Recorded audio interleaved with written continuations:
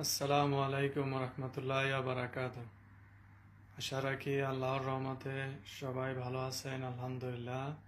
আমিও আল্লাহর রহমতে ভালো আছি, আলহামদুলিল্লাহ। তো কে কোথা থেকে দেখছেন ভিডিওতে কমেন্ট করেন। তো আসুন আমরা সবাই সবার সাথে পরিচিত হই। আশা রাখি সবাই নিয়মিত 5 ওয়াক্ত নামাজ মসজিদে গিয়ে পড়েন, আলহামদুলিল্লাহ। আমিও পড়ি। তো আশা রাখি সবাই নিয়মিত 5 ওয়াক্ত নামাজ মসজিদে গিয়ে জামাতে সয়ে আদায় করবেন এবং নিজে নামাজ পড়বেন এবং অন্য ছোট বড় বন্ধু বান্ধব, নিজের পরিবারের ছেলে মেয়ে